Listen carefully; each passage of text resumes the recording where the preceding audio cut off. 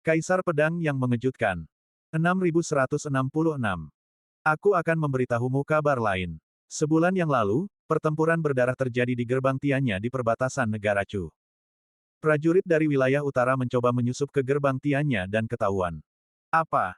Kata-kata yang keluar dari mulut Qian Hen benar-benar mengejutkan dan tak berujung. Bahkan pupil mata Lin Bai membesar tanpa sadar, menunjukkan kengerian yang mendalam. Sebulan yang lalu, prajurit dari wilayah utara mencoba menyusup ke gerbang Tiannya, tetapi setelah ketahuan, mereka terlibat pertempuran berdarah dengan pasukan perbatasan. Lin Bai memutar matanya, mengapa dia tidak mendengar kabar apapun? Benarkah? Rupanya Lin Bai bukan satu-satunya yang tidak percaya. Meng Qinxian langsung bertanya, mengapa kita tidak mendengar kabar apapun, apalagi berita, dan tidak merasakan adanya masalah. Nisang juga cukup setuju dengan pertanyaan Meng Qinxian, pertempuran berdarah di perbatasan jelas bukan masalah sepele. Mengapa tidak ada berita di ibu kota kekaisaran? Qian Hen berkata, keluarga kerajaan sengaja menekan masalah ini dan tidak membiarkan berita itu bocor. Lu Qingjun bertanya, lalu bagaimana kakak Qian tahu? Di perbatasan, ada juga bisnis keluarga Qian. Qian Hen berkata, sebulan yang lalu, berita datang dari ratusan toko ramuan di perbatasan bahwa para prajurit perbatasan ingin membeli pil penyembuhan, dan mereka akan menutup toko ramuan perbatasan. Evakuasi keluarga. Qian merasa bahwa tidak mungkin para prajurit perbatasan tiba-tiba membeli sejumlah besar ramuan, jadi mereka diam-diam mengirim orang untuk menyelidiki, dan akhirnya mengetahui tentang pertempuran berdarah itu. Mendengar penjelasan Qian Hen, Lin Bai dan yang lainnya memahami seluk-beluk masalah tersebut. Setelah memikirkannya sejenak, Lin Bai menganalisis situasi umum masalah ini. Sebulan yang lalu, hari ulang tahun Kaisar Chu telah tiba, dan seluruh dunia iblis memusatkan perhatiannya pada ibu kota kerajaan Chu. Pada hari ulang tahun Kaisar Chu, akan ada pesta untuk seluruh dunia. Baik rakyat Chu maupun tentara, mereka juga akan diberi hadiah oleh Kaisar Chu. Sederhananya, pada hari ulang tahun Kaisar Chu, seluruh prajurit Chu berada dalam keadaan sangat gembira dan bersemangat, dan seringkali ini adalah waktu termudah untuk menurunkan kewaspadaan mereka. Oleh karena itu, para prajurit wilayah utara memilih waktu yang tepat untuk menyelinap ke gerbang Tiannya dan menghancurkannya dari dalam. Sayangnya, mereka ditemukan oleh para pembela gerbang Tiannya. Sebagai upaya terakhir, para prajurit wilayah utara dan para pembela gerbang Tiannya terlibat. Konflik konfrontasi. Konflik langsung ini pasti telah menyebar ke ibu kota kekaisaran, dan Kaisar Chu pasti mengetahuinya. Namun, ulang tahun Kaisar Chu semakin dekat, jika sesuatu terjadi di perbatasan, itu pasti akan menyebabkan kegemparan dan kekacauan hebat di ibu kota kekaisaran. Sebagai upaya terakhir, Kaisar Chu hanya bisa memblokir berita untuk sementara waktu, sehingga berita tentang perbatasan tidak menyebar di ibu kota kekaisaran. Lin Bai menganalisis situasi umum masalah tersebut, dan Lu Qingjun dan yang lainnya hampir memahaminya. Lu Qingjun bertanya, lalu, apakah negara Chu akan mengambil tindakan? Ketiga raja pasukan telah memimpin pasukan mereka ke perbatasan. Keluarga Qian berkata, dan raja-raja pasukan lainnya juga telah mulai meningkatkan persenjataan mereka, seolah-olah mereka sedang mempersiapkan perang besar. Lin Bai tiba-tiba teringat, beberapa hari yang lalu, ketika dia bertemu Meng Ye, murid tertua Weng Wuchuan, dia mengatakan bahwa raja-raja pasukan ke-12 semuanya meningkatkan persenjataan mereka, seolah-olah mereka sedang mempersiapkan perang. Saat itu, Lin Bai tidak mengerti maksud raja pasukan ke-12 untuk memperluas persenjataannya, tetapi sekarang setelah mendengar kata-kata Qian Hen, semuanya dapat dijelaskan dengan jelas. Sebuah kecelakaan terjadi di perbatasan, dan prajurit dari wilayah utara menyerang wilayah timur, sehingga negara Chu secara alami ingin meningkatkan peralatan militernya untuk berjaga-jaga jika terjadi keadaan darurat. Meng Qinxian mendengus keras setelah mendengar ini. Dia mencari jejak prajurit utara di Yuhua Tiangong dengan mata tajam, kelompok barbar utara ini akan berada di dunia perburuan nanti. Jika mereka bertemu, mereka harus memberi mereka pelajaran. Nisang juga berkata dingin, wilayah utara memang agak berlebihan. Tahun-tahun ini semakin bergejolak, dan sudah saatnya memberi mereka pelajaran. Ada dua jalur di tanah yang berbatasan dengan wilayah utara dan wilayah timur. Salah satunya adalah jalur Tiannya, dari mana seseorang dapat memasuki wilayah negara Chu. Yang lainnya disebut, jalur Souye. Memasuki dari jalur Souye, seseorang dapat memasuki wilayah Sekte Tujuh Malam. Sederhananya, jika para pendekar dari wilayah utara ingin menyerang wilayah timur, mereka harus terlebih dahulu berurusan dengan Sekte Tujuh Malam dan Kerajaan Chu. Sebagai sekte di wilayah Sekte Tujuh Malam, Meng Qinxian, putra suci Fan Tianzong, dan Nisang, putra suci Bai Tianzong, tentu memahami alasan mengapa bibir mereka mati rasa dan gigi mereka dingin. Jika para pendekar dari wilayah utara berhasil mengalahkan Chu, maka Sekte Tujuh Malam akan dibahas selanjutnya. Sebenarnya, mengenai invasi para pendekar dari wilayah utara, negara Chu dan Kie Shenzong selalu bersekutu. Sisa wilayah Qitianzong dan wilayah Gunung Wansheng masih agak jauh dari wilayah utara, dan sebagian besar berbatasan dengan wilayah selatan dan barat. Yi Heze bertanya dengan suara rendah, tentara Chu sangat kuat dan tangguh, bagaimana mereka bisa mentolerir provokasi seperti itu dari para prajurit wilayah utara? Mengapa mereka tidak mengirim pasukan mereka ke utara dan membunuh mereka langsung melalui wilayah utara?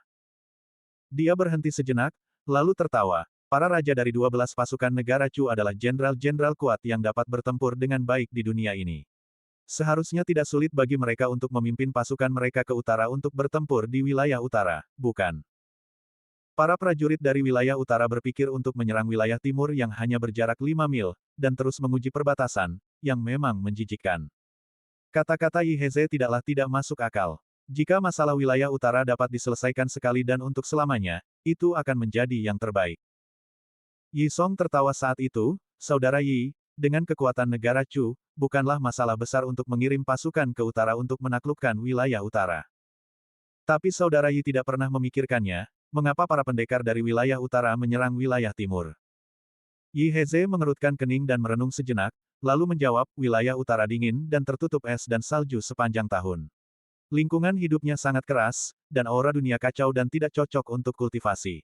Itulah mengapa para pendekar dari wilayah utara mendambakan wilayah timur.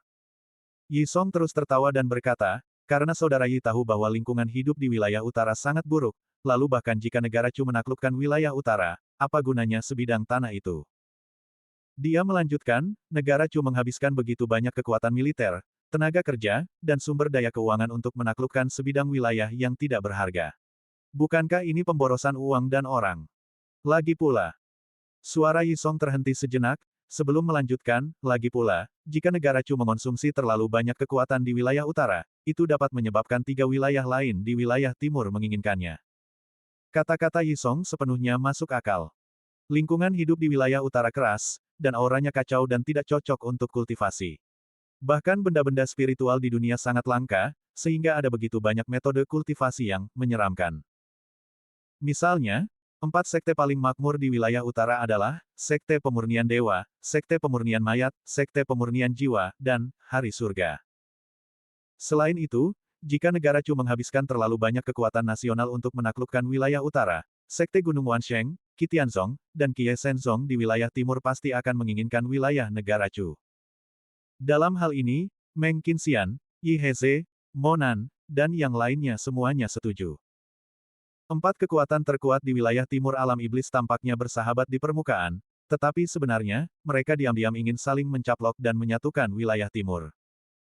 Meng Qinxian menyeringai dan menyela diskusi semua orang, terlalu jauh, mari kita pikirkan bagaimana memberi pelajaran kepada para pendekar utara di dunia perburuan.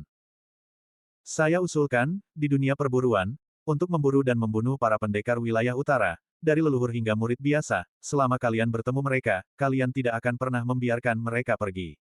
Niat membunuh Meng Qinxian sangat serius. 6167. Sekte Tujuh Malam dan negara Chu terdiam, bibir mereka dingin dan gigi mereka membeku.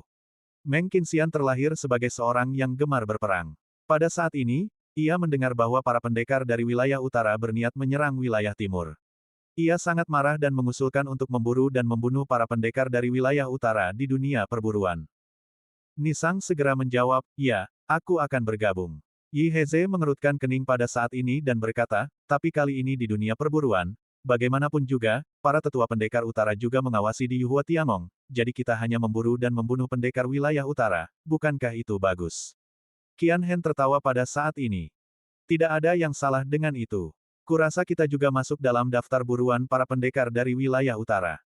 Desis. Begitu Qian Hen mengatakan ini, secercah ketajaman muncul di mata Lin Bai, Yi Heze, Lu Qingjun, dan Meng Qinxian.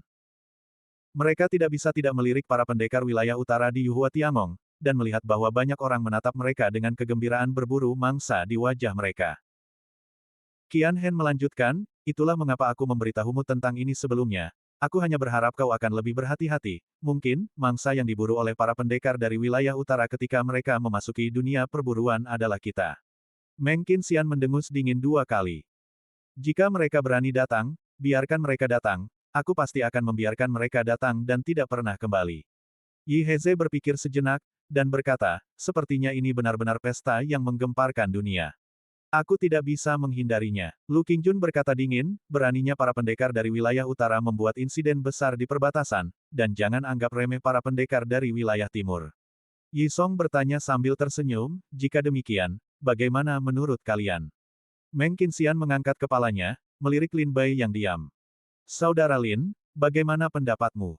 Lin Bai memikirkannya dengan serius, dan berkata, perburuan di dunia perburuan terbatas hanya 1 bulan. Kita harus memprioritaskan perburuan mangsa yang dibutuhkan sekte dan keluarga kita. Lagi pula, tidak mudah membuka dunia perburuan sekali saja, jangan lewatkan kesempatan ini. Kata-kata Lin Bai juga mendapat persetujuan dari banyak orang. Di dunia perburuan, hanya ada kesempatan untuk mengadakan pesta ketika terjadi peristiwa besar di negara Chu. Jika Anda melewatkan pembukaan dunia perburuan pada hari ulang tahun Kaisar Chu kali ini, Anda mungkin harus menunggu 10.000 tahun untuk memasuki dunia perburuan di lain waktu. Meng Qinxian mengerutkan kening dan berkata, Saudara Lin, apakah kita hanya menonton para pendekar utara bersikap sombong? Saudara Meng, saya belum selesai bicara. Lin Bai tersenyum kecut. Kita bisa menyepakati waktunya. Di paruh pertama bulan ini, kita akan berburu alien. Sedangkan untuk paruh kedua bulan ini, kita bisa melakukan hal lain. Qian Hen berkata sambil tersenyum, diperkirakan bahwa prajurit utara juga termasuk saudara Lin. Pertama, selesaikan tujuan yang ditetapkan sekte di paruh pertama bulan ini, lalu mulai menargetkan prajurit wilayah timur di paruh kedua bulan ini. Meng Qinxian juga mengangguk setuju. Baiklah, seperti yang dikatakan saudara Lin, kita akan berburu spesies alien terlebih dahulu di paruh pertama bulan ini, dan kemudian menangani prajurit utara di paruh kedua bulan ini. Usulan Lin Bai disetujui oleh banyak orang, dan rencana tersebut untuk sementara diselesaikan. Lu Qingjun bertanya lagi, Saudara Qian, apakah Anda memiliki berita dari wilayah barat dan wilayah selatan? Qian Hen menjawab, situasi saat ini di alam iblis adalah gesekan kecil antara wilayah utara dan wilayah timur terus meningkat. Ini adalah situasi perang peri. Sedangkan untuk wilayah barat dan selatan, hehehe. Qian Hen tertawa terbahak-bahak. Wilayah barat, aku tidak bisa mengurus diriku sendiri. Di sana dulunya medan perang, dan bangsa-bangsa di wilayah barat terus-menerus bertempur. Petik 2. Di dunia perburuan, kita seharusnya tidak perlu terlalu memperhatikan para pendekar dari wilayah barat. Mereka akan bertarung dengan orang-orang mereka sendiri. Wilayah barat terus-menerus bertempur. Ini adalah sesuatu yang diketahui semua orang di alam iblis. Seperti yang dikatakan Qian Hen, jangan khawatirkan mereka di dunia perburuan, orang-orang mereka sendiri akan saling membunuh. Qian Hen melanjutkan, meskipun wilayah selatan relatif damai, statusnya di alam iblis seperti penonton, pihak ketiga. Di permukaan, tidak ada permusuhan antara wilayah selatan, wilayah timur, wilayah utara, dan wilayah barat, tetapi aku tidak tahu apakah ada transaksi rahasia lainnya. Kakak Lin pasti tahu sesuatu tentang ini. Qian Hen bertanya langsung kepada Lin Bai, dan yang lain segera mengalihkan perhatian mereka ke Lin Bai. Kakak Qian sudah tahu. Lin Bai tidak langsung menjawab, tetapi balik bertanya. Qian Hen berkata sambil tersenyum, aku mendapat beberapa informasi, tetapi belum jelas. Metode keluarga Qian benar-benar luar biasa, apakah kau sudah mengetahui hal rahasia seperti itu? Ekspresi Lin Bai menjadi muram dan ragu-ragu. Meng Qinxian bertanya, Kakak Lin, apa itu? Apakah boleh kuceritakan? Lin Bai menarik napas dalam-dalam, memikirkannya dengan serius, dan berkata, sebenarnya, tidak boleh kuceritakan, tetapi kurasa tidak perlu merahasiakannya darimu. Semua orang bersorak dan menatap Lin Bai dalam diam. Lin Bai berkata dengan ringan, Nanjiang Chonggu di wilayah selatan ikut campur dalam urusan internal Chu. Xia Jingxi, yang meracuni pangeran pertama dan pangeran kedua, adalah anak gelap yang dikirim ke Chu oleh Nanjiang Chonggu. Desis. Mendengar kata-kata Lin Bai, orang-orang lainnya tiba-tiba kembali ketakutan. Negara Chu memiliki hukum besi bahwa tidak ada kekuatan yang boleh ikut campur dalam urusan internal Chu, jika tidak, begitu negara Chu mengetahuinya, mereka akan menghancurkan spesies dan keluarga mereka. Di negara Chu, ikut campur dalam urusan internal adalah hal yang tabu. Beraninya lembah serangga perbatasan selatan begitu lancang. Benar, itu mirip dengan berita yang kita dapatkan. Qian Hen tertawa setelah menerima jawaban Lin Bai yang jelas. Tapi kakak Lin, apakah kau tahu mengapa Nanjiang Chonggu ikut campur dalam urusan internal Chu? Lin Bai mengerutkan kening. Ini yang tidak bisa kupahami. Nanjiang Chonggu berada di ujung selatan alam iblis, dan kerajaan Chu berada di ujung timur alam iblis. Apakah Nanjiang Chonggu kaya akan makanan? Mengapa kau ingin ikut campur dalam urusan internal Chu? Qian Hen berkata sambil tersenyum, tidak mungkin lembah serangga perbatasan selatan telah mencapai kesepakatan dengan beberapa kekuatan. Beberapa kekuatan. Lin Bai menyipitkan matanya dan melirik ke arah Qian Hen. Saudara Qian maksudnya, ada kerjasama antara lembah serangga perbatasan selatan dan wilayah utara. Qian Hen berkata, seperti 4 sekte makmur di lembah serangga perbatasan selatan, kerajaan Chu, dan wilayah utara, penguasa dunia iblis seperti ini, setiap langkah mereka tidak akan sesederhana itu. Mereka tidak akan bertindak gegabah hanya karena keuntungan kecil. Karena Nanjiang Chonggu berani mengambil risiko melanggar tabu Chu untuk ikut campur dalam urusan internal Chu, jelas bahwa Nanjiang Chonggu merasa bahwa keuntungan sudah cukup bagi mereka untuk bertindak. Tapi apa tujuan lembah serangga perbatasan selatan masih belum diketahui. Qian Hen mengingatkan lagi, jadi, jika lembah serangga perbatasan selatan benar-benar mencapai semacam kesepakatan dengan para prajurit utara, maka kita harus berhati-hati. Yah, mungkin lembah serangga perbatasan selatan akan berada di dunia perburuan dan membantu para prajurit wilayah utara untuk berurusan dengan kita. Setelah mendengar ini, Yi Heze merasa itu tidak mungkin, dan bertanya, wilayah selatan dan wilayah utara begitu jauh terpisah, bagaimana ini bisa dilakukan? Bagaimana kedua sekte itu bisa bekerja sama? Yang terpenting adalah, bagaimana mereka mendapatkan kepercayaan satu sama lain. Bagaimana mereka tetap berhubungan satu sama lain. Aku tidak mengerti. Yi Heze bingung. Qian Hen tertawa. Kecuali, antara wilayah selatan dan wilayah utara, ada perantara yang menjalin kontak dan aktivitas. Yi Heze bertanya dengan penasaran, perantara. Siapa dia? Hati Lin Bai terkejut ketika mendengar kata-kata Qian Hen. 4 kata tiba-tiba muncul di tengah. Istana Iblis 9 meter. 6168. Perantara. Siapa dia?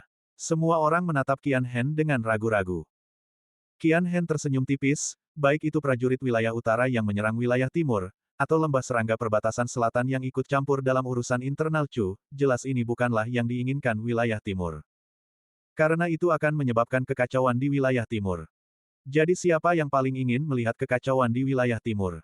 Siapa yang masih memiliki kemampuan sebesar itu untuk mengacaukan keadaan di wilayah timur?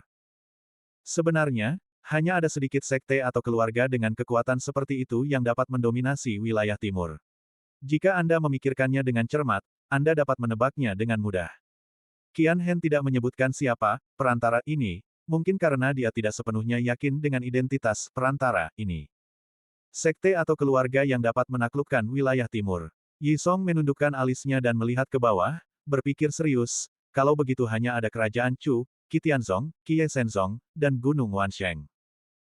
Tentu saja, negara Chu tidak ingin siapapun ikut campur dalam urusan internalnya, jadi tentu saja bukan negara Chu. Kalau begitu hanya tersisa 3 sekte, Gunung Wansheng, Sekte Tujuh Malam, dan Gunung Wansheng. Kata-kata Yi Song juga masuk akal, hanya ada beberapa sekte atau keluarga yang dapat mendominasi wilayah timur. Nisang segera berkata, meskipun hubungan antara Sekte Tujuh Malam dan negara Chu tidak begitu baik, jika negara Chu berada dalam kekacauan, itu tidak akan menguntungkan Sekte Tujuh Malam. Kurasa bukan Sekte Tujuh Malam. Meng Qinxian juga mengangguk berulang kali, kurasa. Sekte Tujuh Malam terlalu sibuk mengurus dirinya sendiri sekarang, dan perebutan kekuasaan internal sangat sengit, bagaimana mungkin mereka punya waktu untuk mengurus urusan internal Chu. Baik Meng Qinxian maupun Nisang adalah pejuang di wilayah Sekte Tujuh Malam, jadi mereka tentu saja tidak ingin api dari Chu menyebar ke wilayah Sekte Tujuh Malam tanpa alasan, jadi mereka segera berdiri untuk membela wilayah Sekte Tujuh Malam. Wan Shengshan bahkan lebih mustahil. Yi Heze tersenyum dan berkata, jika kalian tidak pergi ke wilayah Wan Shengshan untuk memperebutkan relik kuno, Wan Shengshan akan berterima kasih, dan mereka tidak ingin menimbulkan kekacauan di wilayah timur. Jika terjadi kekacauan di wilayah timur, wilayah Gunung Wansheng adalah yang pertama yang tidak ingin kalian lihat. Monan dan Li Xuanqiu juga mengangguk berulang kali, setuju dengan kata-kata Yi Heze. Di seluruh dunia iblis, tempat dengan peninggalan paling kuno berada di wilayah Gunung Wansheng. Di bawah tanah itu, terkubur banyak peninggalan kuno, bahkan setelah bertahun-tahun digali, semuanya belum ditemukan. Sekte Wan Shengshan dan sekte serta keluarga lain juga berusaha sekuat tenaga untuk menggali harta karun di bawah tanah Wan Shengshan. Saat ini, Wan Shengshan sama sekali tidak menginginkan kecelakaan apapun di wilayah timur. Oleh karena itu, ada kemungkinan besar bahwa itu bukanlah Gunung Halloween. Qi Tianzong. Sebagai sekte dari wilayah Qi Tianzong, Lu Qingjun memikirkannya dengan serius saat ini, dan berkata sambil tersenyum, sekarang tampaknya kecurigaan Qi Tianzong adalah yang terbesar.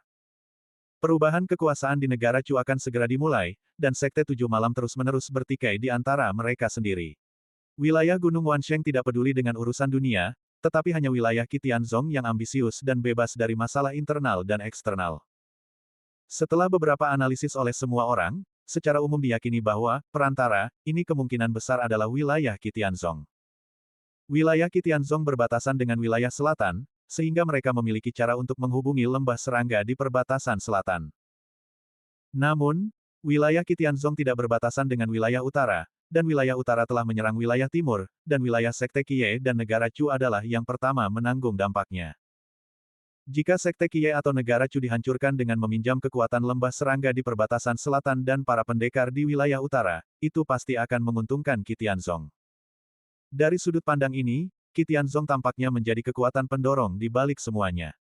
Lin Bai berkata pada saat ini, semua orang tampaknya telah lupa bahwa sekte-sekte yang dapat menaklukkan wilayah timur bukan hanya Sekte Tujuh Malam, Kerajaan Chu, Gunung Wansheng, dan Qi Tianzong, tetapi ada juga sekte lain yang juga memiliki kekuatan untuk menaklukkan wilayah timur. Mendengar kata-kata Lin Bai, semua orang tampak bingung. Selain Sekte Tujuh Malam, Gunung Wansheng, Kerajaan Chu, dan Qi Tianzong, adakah kekuatan tersembunyi lain yang dapat menimbulkan badai sebesar ini di alam iblis timur? Qian Hen tersenyum diam-diam, pikirannya jelas sejalan dengan Lin Bai. Lin Bai berkata, Istana Iblis Sembilan Neter. Desis. Setelah Lin Bai mengucapkan empat kata ini, segera terdengar suara terengah-engah dari gelang konsentris. Jelas, banyak orang ketakutan mendengar empat kata ini. Yi Song tiba-tiba bertanya, Istana Iblis Sembilan Neter telah hancur selama 100.000 tahun, apakah mereka masih bisa menimbulkan masalah di wilayah timur? Lin Bai menghela napas pelan, kurasa ini bukan hanya sekadar mengacaukan situasi, kembalinya kekuatan Istana Iblis Sembilan Neter mungkin telah menjadi penentu iklim. Mereka hanya perlu menunggu beberapa waktu, dan mereka akan muncul dari air dan menjadi kekuatan teratas di alam iblis timur sekali lagi. Dan, Lin Bai berhenti sejenak, lalu berkata, dari fakta bahwa aku telah bertarung melawan Istana Iblis Jeoyu di ibu kota kekaisaran selama periode ini, dalam puluhan ribu tahun terakhir, Istana Iblis Jeoyu telah berada di timur alam iblis. Di wilayah tersebut, mereka memiliki rencana yang sangat menakutkan. Rencana infiltrasi. Rencana infiltrasi. Tidak ada yang mengerti artinya. Sejak kehancuran Istana Iblis Sembilan Neter 100.000 tahun yang lalu, meskipun putra-putra suci dan santa-santa dari sekte-sekte teratas ini kadang-kadang mendengar berita tentang sisa-sisa Istana Iblis Sembilan Neter, mereka jarang bertarung melawan Istana Iblis Sembilan Neter seperti Lin Bai. Ketika Lin Bai datang ke ibu kota kekaisaran, dia telah bertarung melawan Istana Iblis Jeoyu beberapa kali. Pertama kali, kasus Ming Yue Fang yang memburu dan membunuh putra suci. Kedua kalinya, pengepungan Akademi Rusa Putih. Ketiga kalinya, Tao Xiaoqian dan Dewi Misterius. Ini hanyalah sebagian dari apa yang diingat Lin Bai. Sebenarnya, secara diam-diam, Lin Bai telah bertarung melawan Istana Iblis Jeoyu berkali-kali. Ada banyak hal yang masih belum diketahui Lin Bai terkait dengan Istana Iblis Jeoyu. Misalnya, para prajurit dari wilayah utara memprovokasi para prajurit dari wilayah timur di Gedung Harta Karun Senbing, dan Istana Iblis Sembilan Neter berada di baliknya. Selama banyak pertempuran dengan Istana Iblis Sembilan Neter, Lin Bai menemukan tanda yang menarik dan menakutkan, yaitu, para prajurit Istana Iblis Sembilan Neter tampaknya berasal dari berbagai kekuatan di wilayah timur alam iblis. Terlebih lagi, banyak orang memiliki status yang cukup tinggi di berbagai kekuatan. Sederhananya, mengenai masalah Kesu, Ayah Li Guxian menemukan bahwa para penguasa kota Kesu, besar dan kecil, telah disusupi oleh Sekte Dewa Darah, dan hampir membiarkan Sekte Dewa Darah mengendalikan Kesu dari belakang. Dan ketika Kesu akhirnya dihancurkan, para ahli dari Istana Iblis Sembilan Neter menyelamatkan leluhur Sekte Dewa Darah, yang juga berarti Sekte Dewa Darah sebenarnya adalah cabang dari Istana Iblis Sembilan Neter. Inilah rencana yang telah diimplementasikan oleh Istana Iblis Sembilan Neter selama puluhan ribu tahun terakhir, menyusup ke kekuatan-kekuatan teratas di alam iblis timur dengan berbagai cara. Yi Song bertanya dengan penasaran, Saudara Lin, apa itu rencana penyusupan? Lin Bai berkata dengan cemberut, izinkan saya memberi Anda dua contoh. Apakah kalian masih ingat bahwa ketika aku mengambil alih sebagai putra Sekte Tianshui, ada monster dari Istana Iblis Sembilan Neter yang membunuh anggota keluarga kerajaan di Laut Suijing? Semua orang mengangguk diam-diam ketika mendengar kata-kata itu, jelas mereka masih mengingat masalah ini. Lin Bai melanjutkan, kemudian, ditemukan bahwa Istana Iblis Jeoyu bersembunyi di antara murid-murid, Bai Gumen, salah satu dari 27 sekte kerajaan Chu, dan memasuki Suijinghai. Petik 2. Kemudian, penyelidikan oleh Zhao Xingxi menemukan bahwa gerbang tulang-tulang bukanlah cabang dari Istana Iblis Sembilan Neter, tetapi hampir setengah dari kekuatan tingkat tinggi di gerbang tulang-tulang adalah putra-putra gelap dari Istana Iblis Sembilan Neter. Setelah Zhao Xingdi mengetahui kebenarannya, dia membunuh jutaan murid dari gerbang Bai Gumen dalam semalam. Ini adalah infiltrasi Istana Iblis Sembilan Neter. 6169. Ini adalah penyusupan dari Istana Iblis Sembilan Neter. Dulu, ketika Lin Bai mengambil alih sebagai putra suci Sekte Tianshui, Istana Iblis Sembilan Neter menimbulkan gangguan di Laut Suijing, dan insiden ini juga menyebabkan kegemparan di negara Chu. Tetapi setelah Lin Bai menangkap dua pendekar tingkat pangeran dari Istana Iblis Jeoyu dan menyerahkan mereka kepada Zhao Xingxi, masalah itu ditekan oleh Zhao Xingxi, dan apa yang terjadi selanjutnya jarang dilaporkan. Mendengar narasi Lin Bai saat ini, semua orang mengerti apa yang terjadi selanjutnya. Yi Song menyipitkan matanya, gerbang tulang putih adalah salah satu dari 27 sekte negara Chu, kedua setelah 5 sekte dan 7 sekte negara Chu. Aku tidak menyangka bahwa setengah dari sekte tingkat tinggi adalah putra-putra gelap dari Istana Iblis Sembilan Neter. Ini mengerikan. Sungguh mengerikan, jika gerbang tulang-tulang tidak menimbulkan gangguan besar di Laut Suijing, siapa yang menyangka bahwa gerbang tulang-tulang, salah satu dari 27 sekte kerajaan Chu, akan menjadi salah satu titik pertemuan Istana Iblis Sembilan Neter. Yi Heze berkata, dengan hanya mengandalkan kejadian ini, Kakak Lin yakin bahwa Istana Iblis Jeoyu memiliki rencana infiltrasi. Tentu saja bukan yang pertama. Lin Bai melanjutkan, apakah kalian semua ingat masalah Sekte Dewa Darah Kesu? Sekte Dewa Darah Kesu, Yi Song, Huang Qingyun dan yang lainnya tentu ingat bahwa Meng Qinxian Yi Heze dan prajurit asing lainnya mungkin tidak dikenal. Tetapi mereka telah lama berada di negara Chu, dan mereka mungkin pernah mendengar tentang beberapa dari mereka. Lin Bai melanjutkan, ayah putri Leping, Li Guxian, menemukan bahwa Sekte Dewa Darah telah menyusup ke pejabat tinggi istana di Kesu, dan baru setelah Sekte Dewa Darah mengetahuinya, dia dijebak hingga mati. Kemudian, Yang Mulia Chen memimpin pasukan ke Kesu, dan setelah Sekte Dewa Darah dimusnahkan, leluhur Sekte Dewa Darah diselamatkan oleh orang-orang kuat dari Istana Iblis Sembilan Neter. Ini cukup untuk membuktikan bahwa Sekte Dewa Darah adalah salah satu cabang dari Istana Iblis Sembilan Neter. Sekte Dewa Darah menyusup ke Kesu, yang berarti Kesu disusupi oleh Istana Iblis Sembilan Neter. Mendengar kata-kata Lin Bai, banyak orang menyipitkan mata. Semua orang adalah putra dan putri suci dari sekte dan keluarga besar, dan mereka semua adalah orang-orang yang sangat cerdas. Ketika Lin Bai mengatakan ini, semua orang memiliki pikiran dan penilaian mereka sendiri di dalam hati mereka. Lin Bai berkata, hal yang sama, masih banyak lagi. Misalnya, 5.000 tahun yang lalu, Istana Pangeran Hong dari negara Chu dihancurkan karena seseorang melaporkan bahwa selir Istana Pangeran Hong adalah seorang penyihir dari Istana Sembilan Iblis Neter. Rumah Pangeran Hong sekarang sedang dihancurkan. Aku memperoleh informasi tentang Istana Iblis Sembilan Neter di ruang rahasia arsip divisi Zhao Xing, dan menemukan bahwa banyak sisa-sisa Istana Iblis Sembilan Neter yang ditangkap oleh divisi Zhao Xing memiliki status dan identitas luar biasa di wilayah Chu. Beberapa adalah tamu keluarga Zhao, beberapa adalah tetua Wen Tianzong, beberapa adalah pertapa kuil Kuchan. Suara Lin Bai terhenti, lalu dia menatap Chen Yule, seseorang juga anggota keluarga Chen. Wajah Chen Yule tegas, dan ingatan membanjiri pikirannya. Dia ingat adegan ketika Zhao Xingxi datang ke rumah Chen untuk menangkap orang.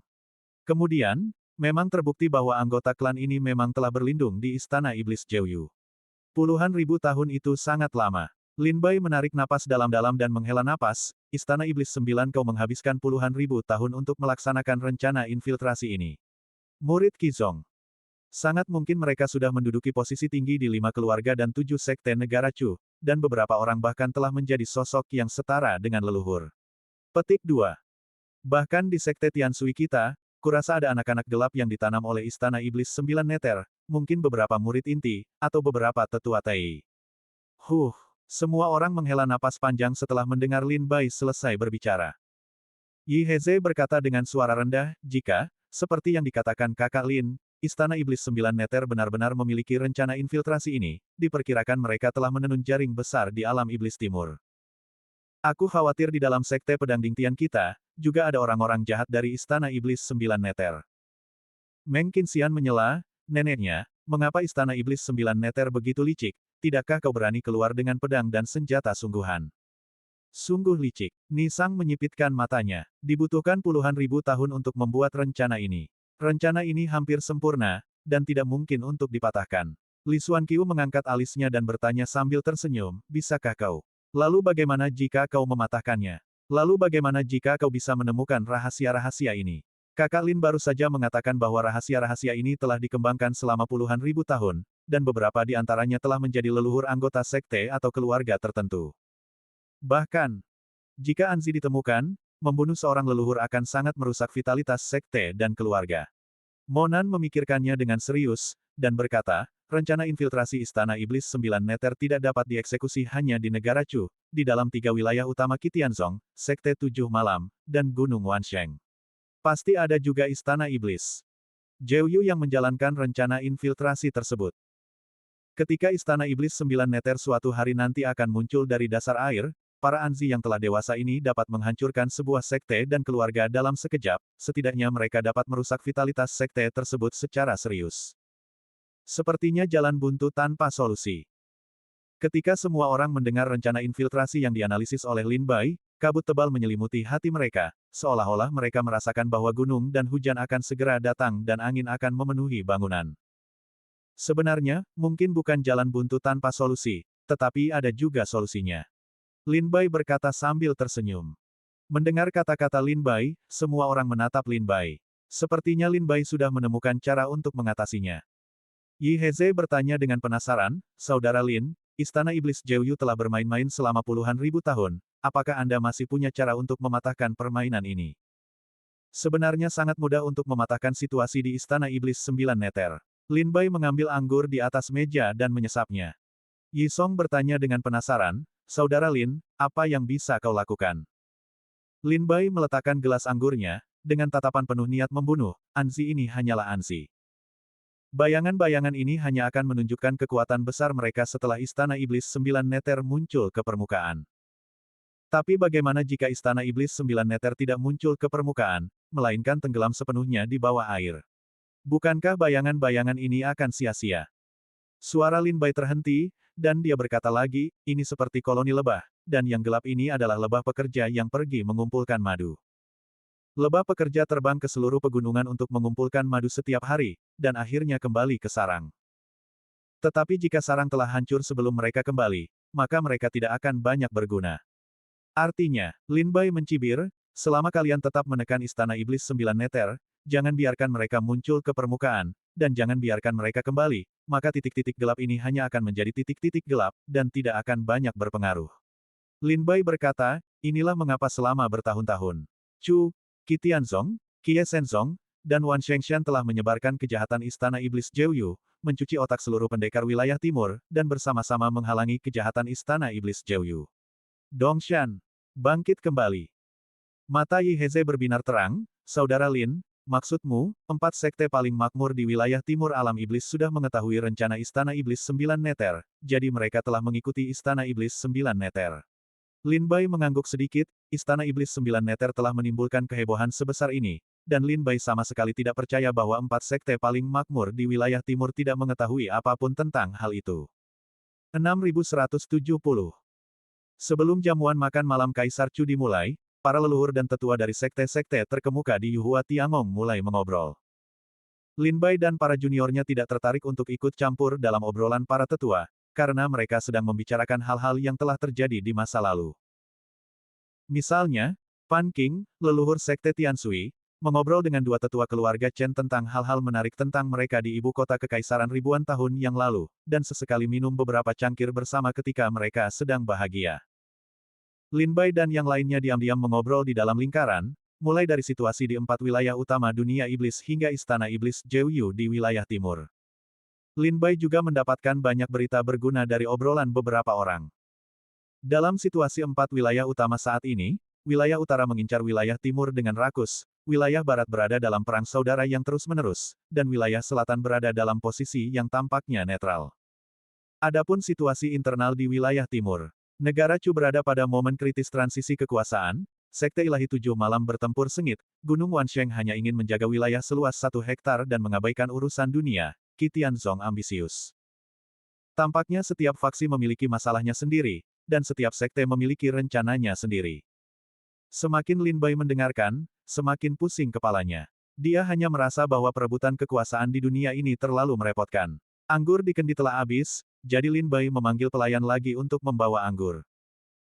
Untungnya, minuman sebelum jamuan makan semuanya sake, tidak memabukkan, bahkan jika dia minum 1 teko, Lin Bai tidak akan merasa mabuk sama sekali. Tidak seperti anggur darah naga, Lin Bai merasa pusing setelah minum 1 teko. Yang mulia telah tiba. Tepat ketika Lin Bai dan yang lainnya sedang mengobrol dengan penuh semangat, suara lantang dan kuat ayah mertua Anda terdengar dari luar Yuhua Tiangong, bergema di antara langit dan bumi. Lin Bai segera menoleh keluar istana, dan melihat bahwa pasukan biasa di luar istana telah berdiri satu persatu, memandang dengan hormat ke langit yang jauh. Di langit yang jauh, sinar cahaya membentuk jalan suci, menyebar dari cakrawala ke depan Yuhua Tiangong. Prajurit gagah di depan, dengan cahaya dingin di baju besinya, memegang tombak di tangannya, membuka jalan lagi. Di belakang, para pelayan muda dengan sosok anggun, membawa lentera dan menaburkan bunga, berjalan di belakang para prajurit. Di belakang para pelayan, terlihat kereta mewah yang ditarik oleh 9 naga, menerobos kehampaan, dan datang menuju Yuhua Tiangong. Di atas kereta, Kaisar Chu dan Permaisuri duduk tegak. Keduanya tampak serius dan hikmat, seolah-olah mereka adalah makhluk tertinggi langit dan bumi, membuat orang-orang tidak berani menatap langsung ke arah mereka. Keluarga kerajaan dan para pangeran serta putri berjalan perlahan di sepanjang sisi kereta. Di belakang kereta naga, terlihat seorang pelayan muda membawa lentera dan melemparkan bunga, dan akhirnya seorang prajurit mengantar permaisurinya. Dentuman suara genderang yang dahsyat bercampur dengan geraman rendah Jiaolong, menyatu menjadi musik vokal yang sangat megah, yang membuat para pendengar tanpa sadar merasakan kekaguman di dalam hati mereka. Sekte dan keluarga biasa di alun-alun di luar Yuhua Tiangong telah bangun pagi-pagi, berdiri dengan hormat, dan menyambut kedatangan Kaisar Chu dengan rendah hati. Di dalam Yuhua Tiangong, para patriark dan tetua dari berbagai sekte yang awalnya mengobrol juga terdiam saat ini dan berdiri untuk saling menyapa. Lin Bai dan orang-orang di lingkaran konsentris juga berhenti mengobrol. Semuanya, Kaisar Chu ada di sini, jamuan makan akan segera dimulai, dan perburuan akan segera dimulai. Qian Hen mengingatkan, kita akan membahas situasi di dunia alam iblis dan urusan istana iblis Jeoyu di masa mendatang, mari kita persiapkan urusan alam perburuan terlebih dahulu. Semua orang mengangguk setuju. Hal terpenting saat ini adalah perburuan di dunia perburuan. Sekarang bukan waktunya untuk teralihkan, tetapi untuk berkonsentrasi. Selamat datang Kaisar Chu. Selamat datang Yang Mulia. Saat para prajurit yang gagah berani mendarat di alun-alun di depan Yuhua Tiangong, 9 naga menarik kereta dan mendarat di tanah. Kaisar Chu dan Permaisuri berjalan keluar dari kereta berdampingan, dan para prajurit di dalam dan di luar Yuhua Tiangong membungkuk dan memberi hormat satu persatu, dan beberapa berlutut untuk memberi hormat. Semuanya, tidak perlu bersikap sopan. Bangunlah. Kaisar Chu tersenyum ramah, dan Xiaoguang membuka jalan. Kaisar Chu dan Permaisuri berjalan memasuki Yuhua Tiangong di Jalan Xiaoguang. Salam kepada Kaisar Chu. Saya telah melihat Yang Mulia. Di Yuhua Tiangong, sekte-sekte terkemuka dan sekte-sekte makmur yang diundang juga berdiri dan memberi hormat. Kaisar Chu dan Permaisuri berjalan sampai ke kursi naga Kaisar di Yuhua Tiangong. Setelah Kaisar Chu duduk, beliau tersenyum dan berkata, tidak perlu bersikap sopan. Silakan duduk. Setelah mendapat izin dari Kaisar Chu, para pendekar di Yuhua Tiangong duduk satu persatu. Kaisar Chu duduk di kursi naga, di atas kursi utama Yuhua Tiangong, dan Sang Ratu duduk di singgasana Phoenix, yang kedudukannya hanya di bawah Kaisar Chu. Anggota klan kerajaan lainnya, para pangeran dan putri, duduk di depan Kaisar Chu, dan mereka juga menduduki posisi terpenting di Yuhua Tiangong. Setelah Kaisar Chu duduk, ia tersenyum dan berkata, untuk ulang tahunku, kalian semua datang dari seluruh dunia iblis untuk mengucapkan selamat kepadaku. Aku sangat berterima kasih. Minuman telah disiapkan di Yuhua Tiangong, malam ini, kita tidak boleh pulang dalam keadaan mabuk. Terima kasih, Kaisar Chu. Para tamu yang datang ke jamuan makan saling berterima kasih.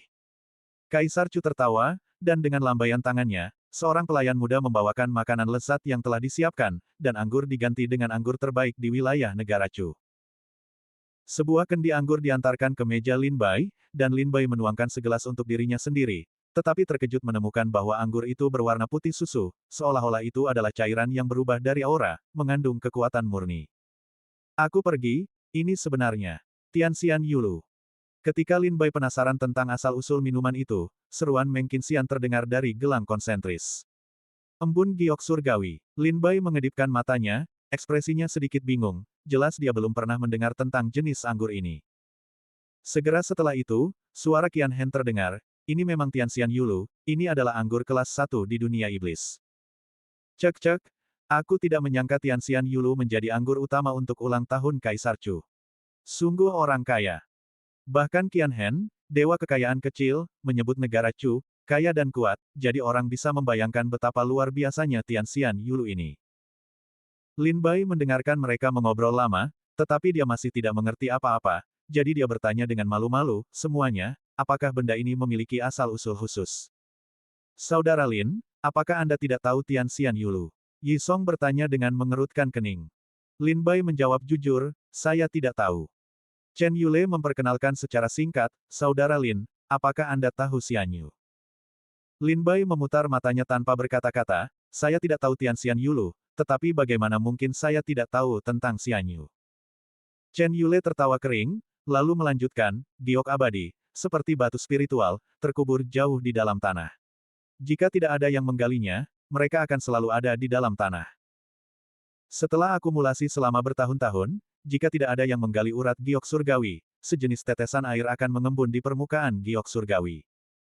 Tetesan air ini berwarna putih susu, dan di dalamnya terdapat roh peri murni. Inilah, Yulu. Chen Yule memandang anggur putih susu di dalam gelas anggur, dan berkata, para pembuat bir dari negara Chu mengumpulkan embun giok setetes demi setetes, dan dikombinasikan dengan metode pembuatan bir khusus, mereka menciptakan anggur berkualitas tinggi ini yang diwariskan dari generasi ke generasi. Tianxian Yulu. Dia berkata kepada Lin Bai lagi, Saudara Lin, jangan remehkan embun giok peri di cangkir ini, cangkir kecil ini setidaknya bernilai 100 giok peri di luar sana. Desis. Mata Lin Bai melebar, dan dia menatap gelas anggur itu dengan terkejut, secangkir 100 giok abadi.